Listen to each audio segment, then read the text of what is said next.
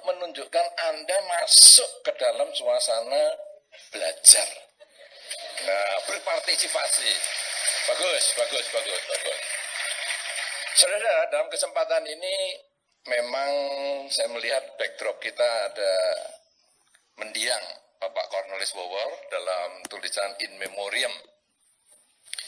Memang beliau luar biasa sekali karena sampai saat-saat yang paling akhir beliau masih berniat datang kemari. Tetapi saudara, namanya kehidupan ini tidak pasti. Kematian itu yang pasti. Kita yang hari ini hadir di sini masih hidup. Pasti masih hidup. Tapi sampai kapan kita itu masih hidup? Kita tidak pernah tahu. Karena kehidupan itu tidak pasti. Bahkan di dalam banyak kesempatan, orang mengatakan kehidupan itu seperti seseorang yang tergantung pada seutas benang. Benang yang mudah sekali patah. Jadi kalau kita misalnya mau turun gunung, bagi Anda yang suka misalnya mendaki gunung atau menuruni gunung, bisa nggak menuruni gunung? Bisa nggak? Bisa, karena tadi sudah saya awali dengan mendaki gunung.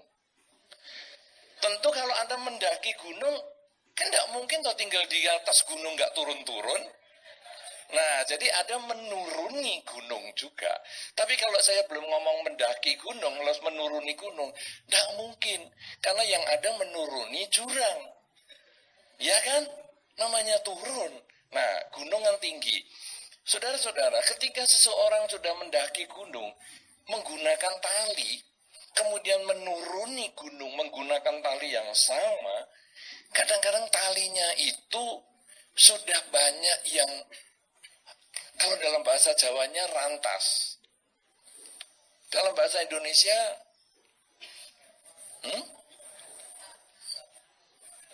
gagas. Bukan lapuk, karena lapuk itu kan karena umur. Jadi, karena sering gosok-gosok gini loh. Kan mau naik kan kena batu, gosok-gosok dia jadi, tali itu kan terdiri dari jalinan. Tali-tali yang kecil-kecil lainnya. Karena gosok-gosok kan sudah banyak yang, itu rantas, bahasa Jawanya pas banget bagi saya.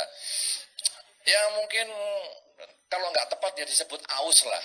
Sudah mulai aus. Jadi, beberapa jalinan talinya itu sudah patah-patah. Ya, nah jadi ketika kita naik karena kita goyang sana goyang sini bergantungan dengan tali itu, dia kegosok batu, dia kemudian makin tipis, makin kekuatannya berkurang. Kemudian nanti kita turun juga sama, bergantungan lagi, gosok lagi. Itu sebetulnya satu saat bisa patah karena sisa jalinan tali itu sudah tidak kuat lagi menahan beban kita. Nah, kehidupan itu juga sama. Kehidupan itu seperti kita ini bergantungan dengan tali yang sudah rapuh sekali. Masih bisa kadang-kadang kita sampai ke tanah yang landai. Kadang masih bisa.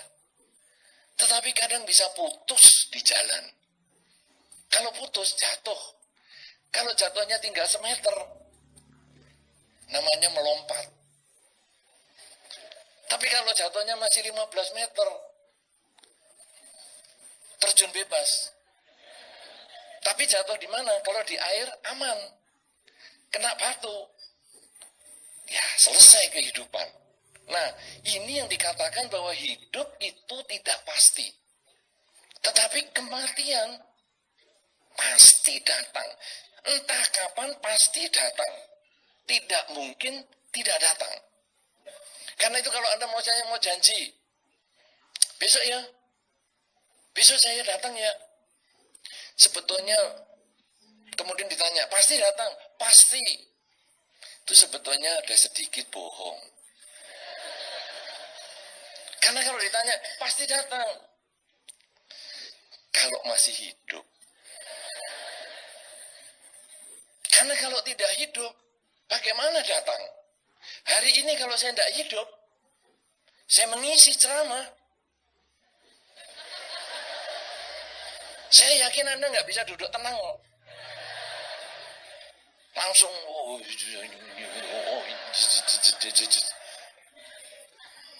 tadi saja saya mendengar suaranya Pak Robi. Belum lihat orangnya. Itu aja saya ngeri. Ada gambarnya, ada suaranya, tapi nggak ada orangnya. Dia akan mengatakan, ulangi. Nggak ada suaranya tuh. Lu nggak sudah ada suaranya masih ngomong ulangi. Aneh juga ini. Saya saja ngeri. Anda ngeri nggak? Ngeri toh? Iya, nggak ada orangnya, nggak ada apa, tahu-tahu ada suaranya. Terus, tahu-tahu dia jalan ke depan. Ya nggak apa-apa dah, nggak usah. Oh, ini orangnya yang ngomong. Coba bayangkan kalau saya ngomong nggak ada orangnya. Ngeri, saudara. Nah, inilah kehidupan. Nah, sekarang saudara-saudara, banyak orang kemudian ngeri sekali. Saya ini berarti hidupnya nggak pasti. Saya mau sampai kapan?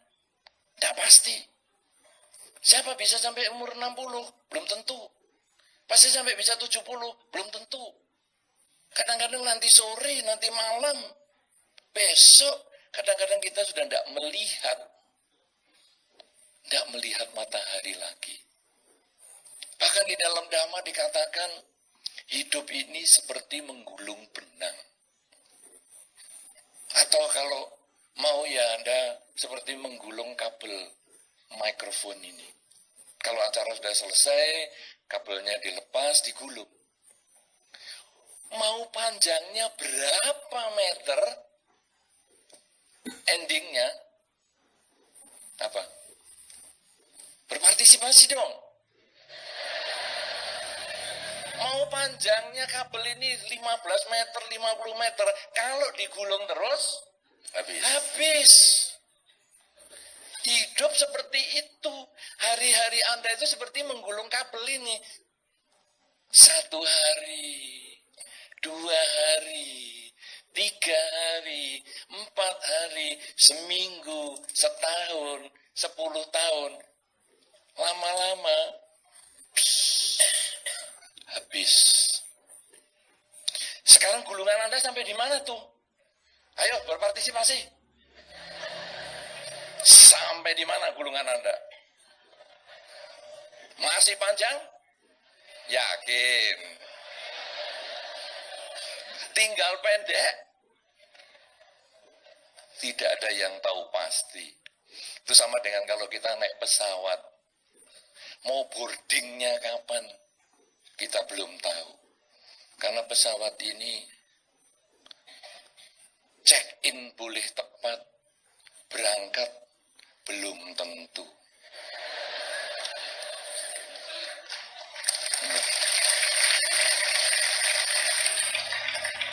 Kenapa saudara?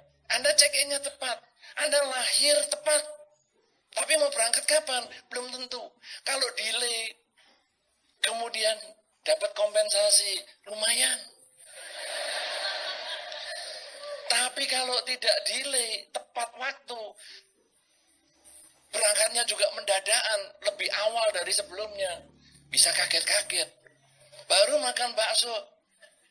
Panggilan pesawat, wah, eman baksonya mau dibawa apa enggak? Enggak tahu nih. Nah, saudara-saudara, kehidupan seperti itu tidak pasti. Tetapi kita jangan takut mati. Aduh, kalau gitu hidupnya tidak pasti ya.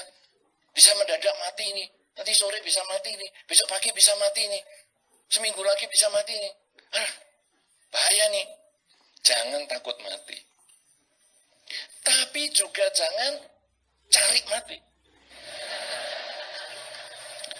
Gimana maksudnya?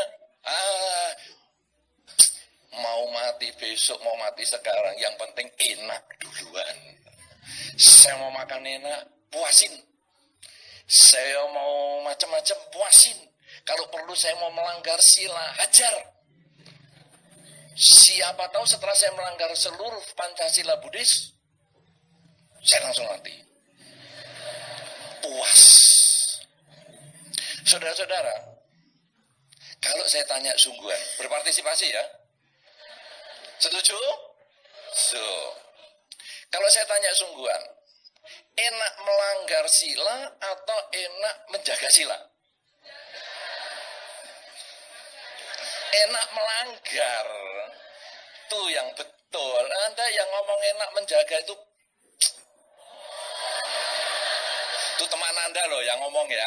Saya tidak ngomong apa-apa ini. Saya tidak mengatakan apa-apa. Saudara-saudara, kenapa melanggar sila itu enak? Karena memuaskan ego. Nyamuk.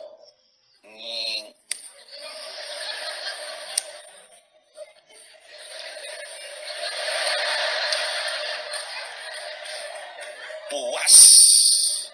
Kamu gigit darahku 1 tetes. Aku pencet, aku jilat. Balik darahku. Kalau perlu temenmu aku ambil. Bekas gigit yang lain pun untuk bonusnya. Puas. Melanggar sila itu memuaskan.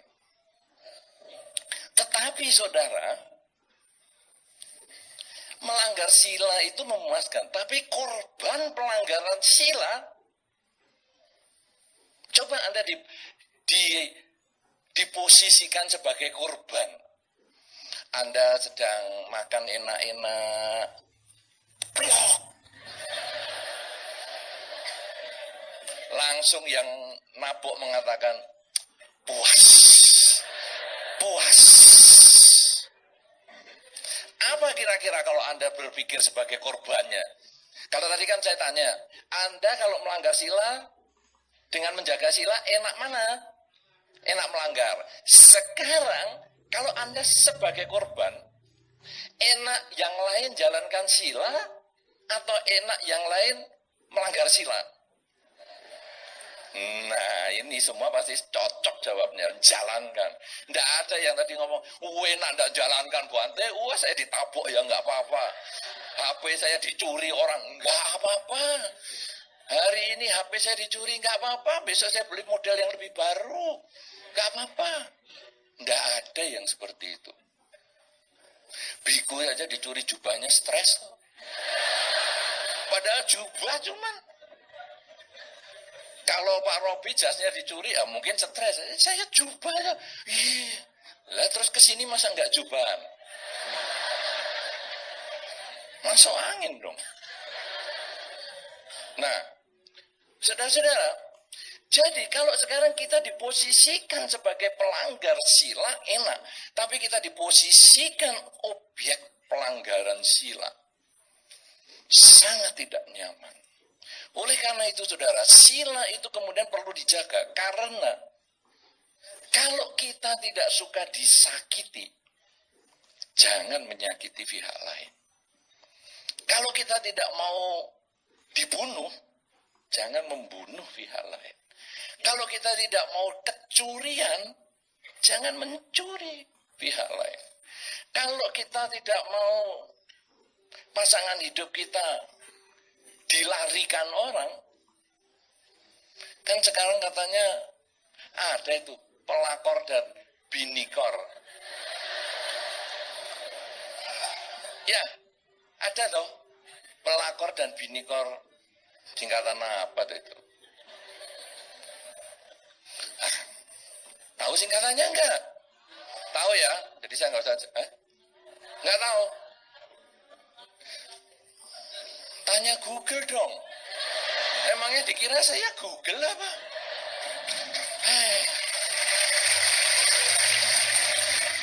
Pelakor, perampas, laki orang, binikor.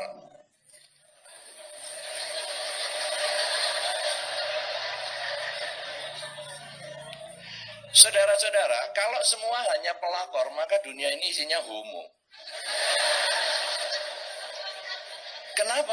Karena yang dicuri lakinya orang. Berarti laki nyuri laki. Untuk apa? Nah, ada binikor. Perampas, bini orang. Nah, saudara-saudara, kita kalau tidak suka dirampas pasangan hidup kita, ya jangan melakukan kepada orang lain. Kita tidak mau dibohongi, ya jangan membohongi pihak lain. Kalau kita tidak mau menjadi korban orang yang mabuk, ya kita juga jangan mabuk. Kenapa? Karena kalau kita tidak mau dibegitukan, jangan menggitukan orang lain. Nah, inilah sebetulnya dasar adanya aturan-aturan di dalam Dharma. Ada banyak aturan di dalam Dharma, tetapi intinya sebetulnya adalah yang akan kita bahas pada kesempatan hari ini. Bahwa aturan apapun juga, dasar dari aturan, yang penting kita punya rasa malu. Saya malu kalau melakukan hal itu. Maksudnya ini melakukan hal buruk ya, bukan hal baik. Kalau malu melakukan hal baik, akhirnya tidak berbuat baik. Ini malu melakukan kejahatan. Misalnya, saya sudah menggunakan jubah, jadi biku. Kemudian nyuri. Nyuri yang gampang aja. Minumannya saudara Robi. Tadi saya dikira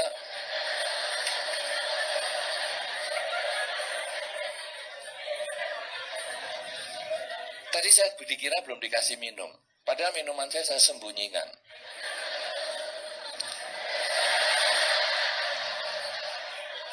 Kenapa saya sembunyikan? Berdasarkan pengalaman, kameramen itu tidak mengambil saya pribadi, kadang-kadang mengambil sama mejanya. Lah, mejanya itu kalau ada minuman dengan merek tertentu, dikiranya saya promosi merek itu. Padahal saya nggak dapat.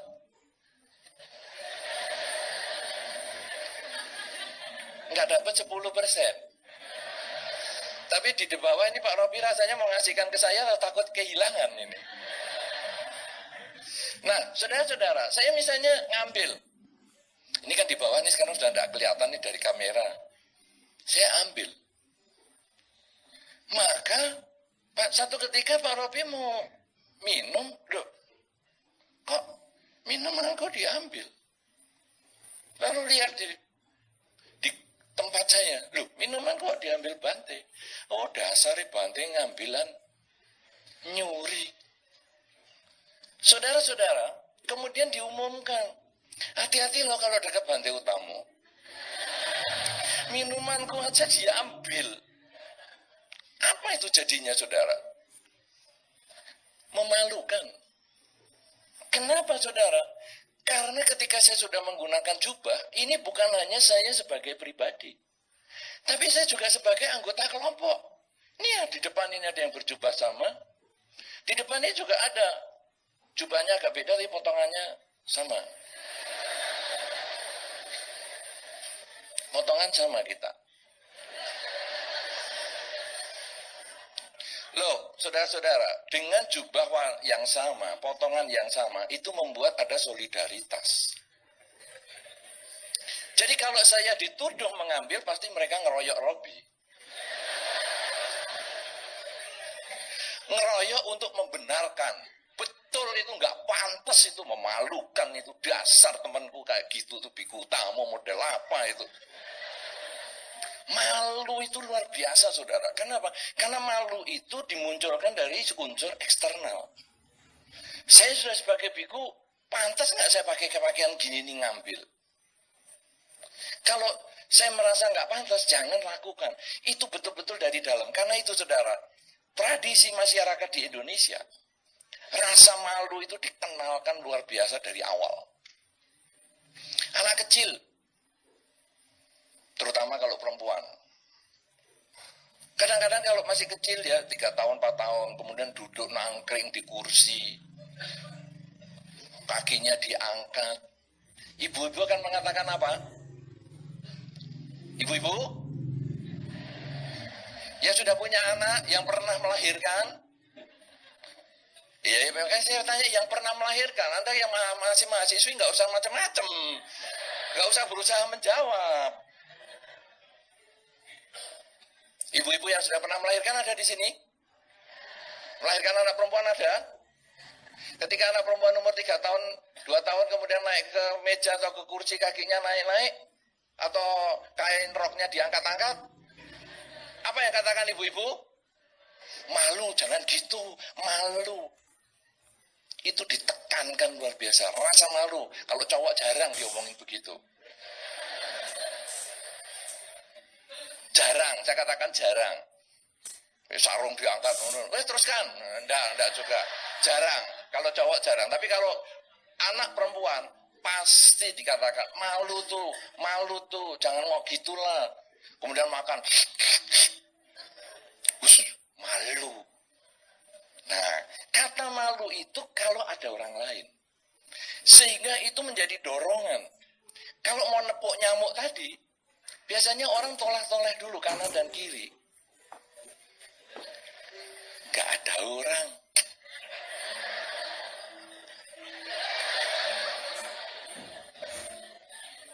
Kenapa saudara? Karena malu. Anda yang rasa malunya besar atau dalam arti gengsian. Gengsi.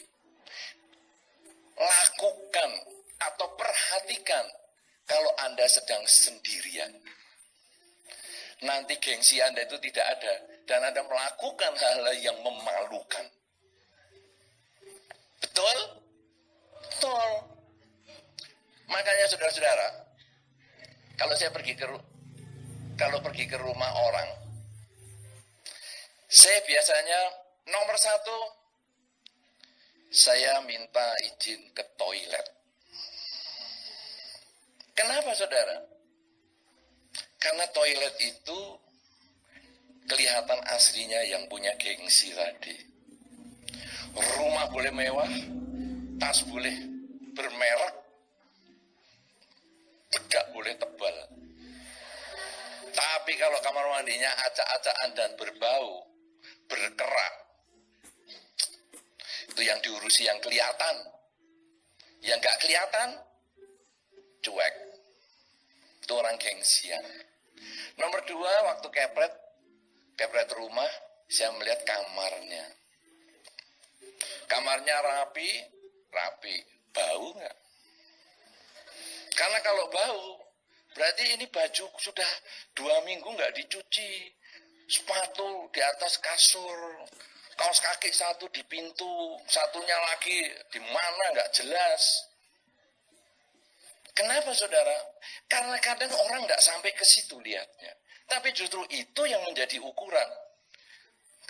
Kenapa? Karena orang hanya sering punya rasa malu saja. Malu dilihat orang lain. Oke, saya tidak berbuat jahat. Karena saya malu, saya menjadi biku. Saya malu, saya menjadi upasaka-upasika. Karena beberapa orang ditanya, kamu mau nggak jadi upasaka-upasika? Enggak, saya masih malu, saya pelanggaran silanya masih banyak. Malu. Saya malu kalau di wihara masih bunuh nyamuk. Karena beberapa orang pernah kaget itu. Plok ini. Loh. Kok bunuh? Iya ya, di wihara. Maaf Bante, maaf. Itu yang pertama. Yang kedua, kadang-kadang dibiarkan gini, sambil ngomel-ngomel. Nyamuk hoki. Saya tanya, kenapa? Saya ketemu nyamuk ini kebetulan di wihara, Bante. Jadi nyamuknya hoki, saya fungsen. Coba kalau di rumah saya kejar. Sampai ke sarang-sarangnya. Berarti dia ya lumayan lah masih punya rasa malu. Nah, rasa malu itu harus Anda miliki kalau Anda pengen jadi orang berbuat baik. Saya malu melakukan kejahatan. Saya sebagai umat Buddha, saya malu melakukan kejahatan. Saya sebagai bangsa Indonesia, saya malu melakukan kejahatan. Saya malu melanggar aturan lalu lintas. Saya malu melanggar undang-undang. Kalau Anda sudah punya rasa malu, wah,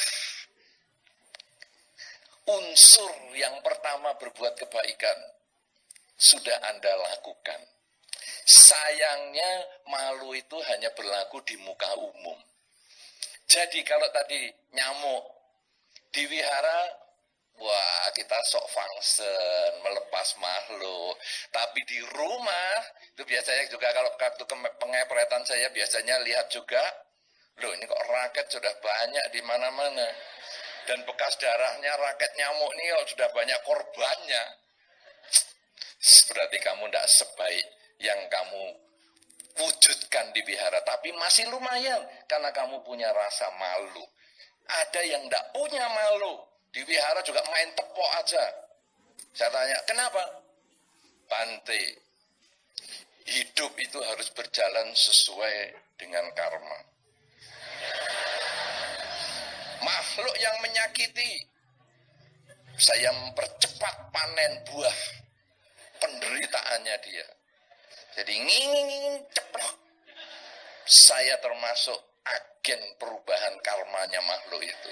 Ada itu yang sok-sokan main karma untuk melegalisir pembunuhan kayak gitu itu. Ada itu. Nah, saudara-saudara, rasa malu, iri, itu hanya karena orang lain, karena unsur luar. Tetapi yang kedua ini lebih penting lagi, otapa. Tema kita hari ini kan iri dan otapa. Otapa itu adalah takut akan akibat perbuatan kita. Saudara-saudara, tadi ketika saya tanya, apakah Anda senang melanggar sila? Sebetulnya sewenang. Sewenang, bukan cuma senang. Sewenang.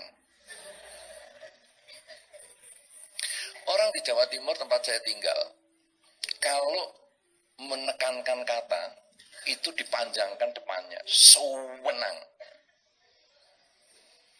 Kalau di daerah sini ditambahi sekali, senang sekali panjang. Berarti tidak ada yang kedua kali, karena hanya senangnya kan sekali, tidak kedua kali. Nah, tapi kalau di Jawa Timur, sewenang, sewenang banget. Itu kalau sudah dua suku kata ditekan itu luar biasa, sewenang banget. Nah, saudara, tadi saya sudah tanya toh, senang nggak melanggar sila? Sewenang. Tapi bagaimana kalau sekarang Anda dilanggar sebagai objek pelanggaran sila? Enggak senang, sewedih sekali, sewedih, menyakitkan sekali, menyakitkan banget. Saudara, kalau Anda sudah rasa, aduh itu menyakitkan sekali, sewedih sekali, enggak enak sekali, maka itu sebetulnya adalah menumbuhkan rasa takut akan akibat. Bahwa di dalam dunia ini hukumnya tanam padi, tumbuh padi. Artinya kalau saya menyakiti pihak lain, saya bisa kena sakit juga loh. Saya bisa disakiti juga loh. Maka beberapa orang, ini anak mahasiswa-mahasiswi, pernah ada yang putus cinta nggak? Di PHP-in terus. Pernah di PHP-in. Sering, waduh kasihan. Ini bedanya jomblo dan single. Saya bukan jomblo. Saya single. Karena itu kalau di KTP, pilihan saya adalah tidak kawin. Status tidak kawin, bukan belum kawin.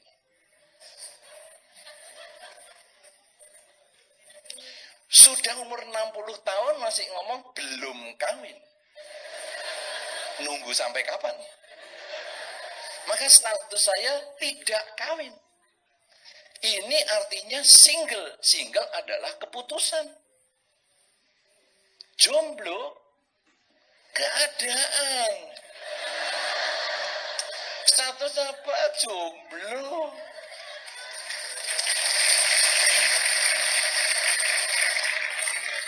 Apakah pernah di PHP-in? Sering. Aduh, sering. Apa tuh PHP? Pemberi harapan palsu. Jangan tanya Mr. Google lagi ya.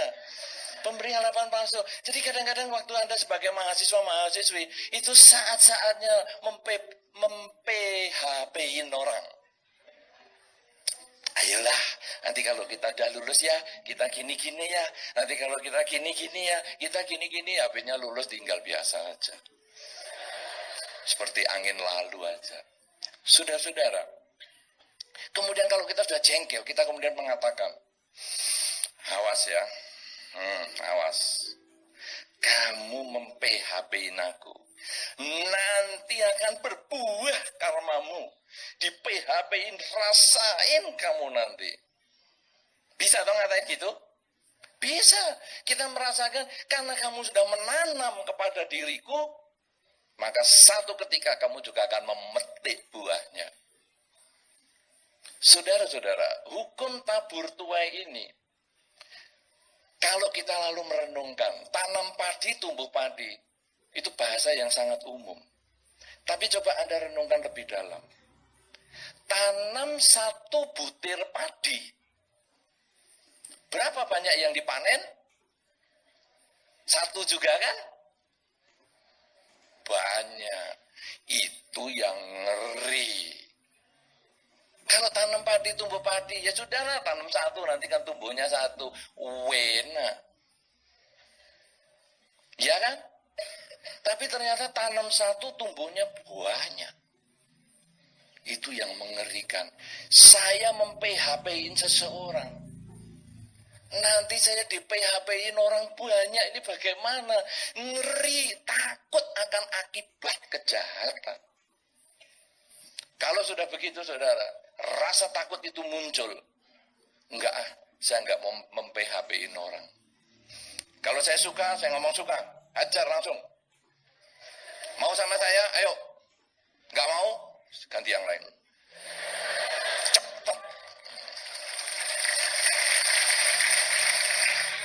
Saudara-saudara, mencari jodoh itu tidak susah-susah.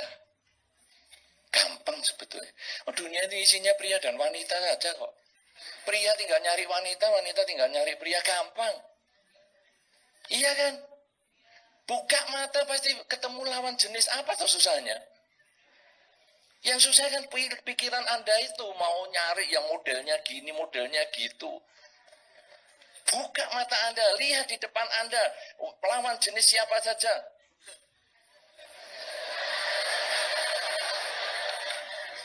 Ya, jangan kalau mahasiswa harus carinya nenek-nenek, ya ndak usah lah. Siapa saja, itu nenek-nenek. Ndak lah, ya Anda cari yang seumuran kan. Mahasiswa ada yang mahasiswi, mahasiswi juga ada yang mahasiswa. Buka, sudah, hajar. Pacaran 9 tahun itu tidak menjamin Anda mengenal kok pacar Anda. Pacaran 9 tahun itu dengan menikah 9 hari, jauh lebih kenal pacaran 9 tahun itu menjadi tidak dikenal. Lebih mengenalnya menikah yang 9 hari itu. Karena kalau pacaran kita baru marah, buete, jengkel, pulang nggak kelihatan jeleknya. Tapi kalau sudah menikah 9 hari, bete, jengkel, kelihatan jelek-jeleknya. Tidurnya ngorok, liurnya keluar, kelihatan jeleknya. Itu yang selama pacaran tidak ketemu. Nah, saudara-saudara, kalau kita sudah takut akan akibat kejahatan, kita tidak akan gampang. Kita tidak mau melakukan PHP kepada orang lain. Kasihan. Karena nanti buahnya akan kembali kepada saya. Satu butir padi yang aku tanam, satu butir jagung yang aku tanam. Nanti buahnya itu akan banyak yang aku petik. Enggak, aku enggak mau mem-PHP-in. Sekarang aku bunuh nyamuk, satu, oke. Tapi kemudian nanti aku jadi lebih sulit untuk menjaga kesehatan.